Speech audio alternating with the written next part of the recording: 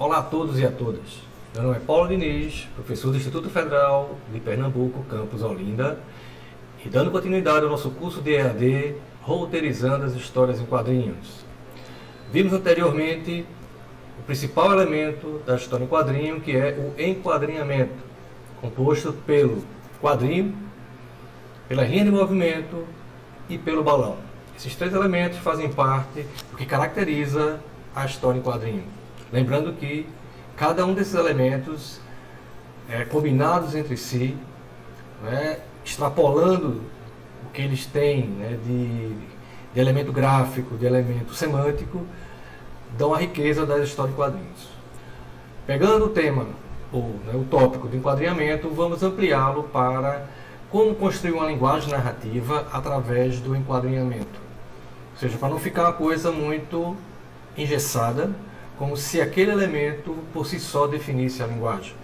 Para fazer isso, vamos usar como comparativo a linguagem cinematográfica, que, como os quadrinhos, foi sendo construída ao longo do século XX, ganhando os elementos, dialogando com outras linguagens, incorporando para si outros elementos e outras linguagens também. Então, o quadrinho, como nós vimos no primeiro encontro, a partir do que ele surge como meio de comunicação de massa, ele começa a se construir como linguagem. Então hoje nós vamos ver como essa linguagem ela vai se consolidar para contar histórias, para contar narrativas. Então vamos sair um pouco daquela visão do quadrinhos ligado a uma certa visão infantil, sem nenhum termo pejorativo, caricatural, e vamos entrar em um modelo de quadrinhos a partir da década de 30, que é um quadrinho que conta a história, que é um quadrinho que tem um elemento narrativo, é um quadrinho que tem personagem, que tem o protagonista, o antagonista. Então é um quadrinho que ele vai se compor com mais elementos de história, nesse termo, com mais elementos de personagens, com mais elementos de cenários, do que a gente teria em um quadrinho ligado, por exemplo, a uma linguagem mais infantil, de personagens mais ligado ao público infanto-juvenil.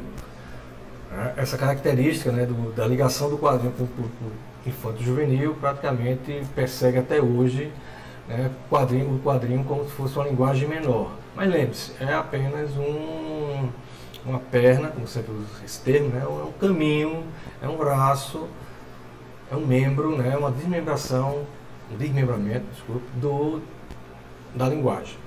Então, hoje vamos trabalhar, certo, como essa linguagem ela pode contar histórias. Então, nos elementos da história em quadrinhos, da linguagem dos quadrinhos, vamos fazer um paralelo entre os quadrinhos e o cinema. Peguei, para exemplificar, um tipo de corrente, tanto de cinema como de quadrinho nem tanto, que é o faroeste, o velho oeste.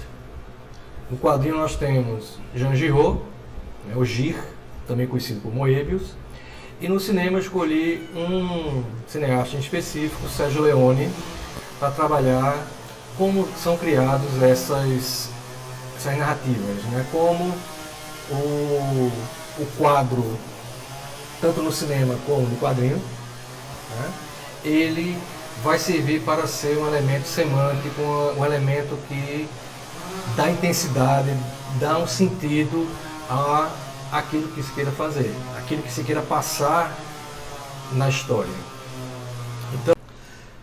Então passamos para analisar o campo ou plano cinematográfico.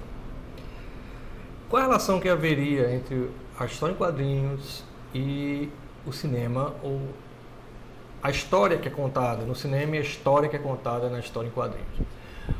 Bem, o que relaciona, o que aproxima tanto o quadrinho como do cinema é a questão do movimento e a questão da passagem do tempo. Falando anteriormente aqui, o antes e o depois. Temos na sequência aquilo que vem antes e vem depois, de forma que eu entenda que passou-se uma temporalidade, que passou-se um tempo entre o ir e o vir. Se no cinema isso não é apenas pela simulação do movimento, mas também é feito através de como os planos são montados. Essa sequência de planos, né, no cinema ganhou o nome de montagem. Então no quadrinho a gente não tem literalmente uma montagem, mas a gente tem uma sequência que é a página, ou a tira, dependendo do que é feito, né, do tipo de meio. E nessa página a história é contada através dessa intensificação da relação dos objetos que estão no quadrinho com a visão do leitor. Então, o enquadrinhamento, que nós estamos batendo muito nisso, é justamente essa intensidade em cada quadrinho e, mais ainda, a passagem de tempo de um quadrinho para o outro. Então, a narrativa, ela necessariamente requer um tempo. Ela requer um tempo, seja na leitura, seja no movimento de passar de um quadrinho para o outro no ato da leitura, como também a temporalidade da própria história, que começou antes, o durante e o depois. Então, as mesmas temporalidades que temos no cinema, vamos encontrar também no quadrinho. O flashback, né? O intermeio, né? Aquela história que vem dentro da história, né? As lembranças ou histórias paralelas contadas ao mesmo tempo. Então, isso cabe ao roteirista montar, literalmente, como essa história vai ser contada. Então, a montagem no cinema, que é justamente essa organização, né, dos planos, né, das várias filmagens, o que é que vem primeiro, o que é que vem depois, o que é que vem de baixo, o que é que vem de cima. No quadrinho ela é feita durante o próprio ato do desenho, ou outra coisa que aproxima muito o cinema do quadrinho é montar um storyboard ou uma curva dramática, como chamamos, e iremos ver posteriormente. Quais são os pontos, quais são os destaques daquela história durante a narrativa. Isso vai ser bem focado quando realmente começarmos a desenvolver roteiros. Então, o quadrinho e o cinema, eles necessitam desses ápices, né, desses pontos focais dentro da história. Então, aí na lâmina nós vemos uma sequência, né, de frames, de quadros, do Encouraçado Potemkin, de Sergei Eisenstein, a cena da escadaria de Odessa, né, no qual o cineasta, no qual Eisenstein começa a fazer um jogo de planos, né? Primeiramente aparece o rosto, depois se distancia, aparece outros elementos que vão dando a carga dramática à narrativa. Além disso, somados ao som, né, e ao texto que aparece no filme. Então, o quadrinho, ele vai também se munir desse material para contar a narrativa, só com diferencial. Enquanto o cinema, o som começa a ser aplicado, o quadrinho, praticamente, esse som ele é feito dentro da cabeça da gente. E quando eu digo som, é a fala, né, o barulho, o som atrás, né, o background, o som de fundo, a onomatopeia que serve para dar essa intensidade. Então, são linguagens correlatas, são linguagens paralelas, mas devido ao meio, cada uma vai criando outros elementos para dar essa ênfase narrativa. Então aqui temos o storyboard, né, que aí sim aproxima realmente o quadrinho do cinema. Esse storyboard tem uma história engraçada, interessante, não engraçada, interessante, porque ela foi feita por Saul Bass, né? Saul Bass depois vai estar na nossa referência, você pesquisa.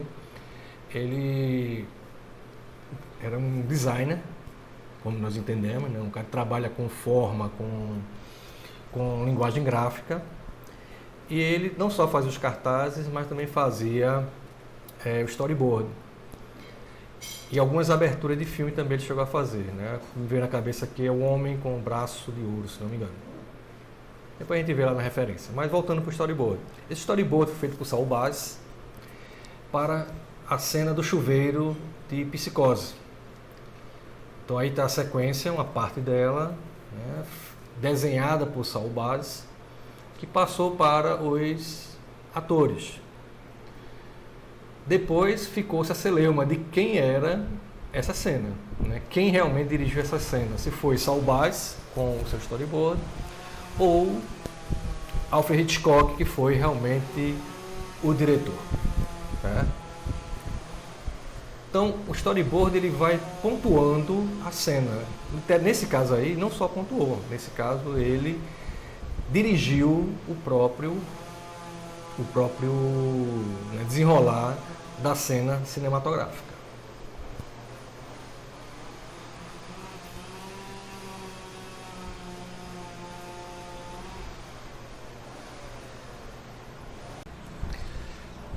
Nesse ponto agora, vamos ver uma peça gráfica que é muito cara, tanto ao cinema como aos quadrinhos, embora nos quadrinhos não seja tão comum fazê-lo, que é o storyboard.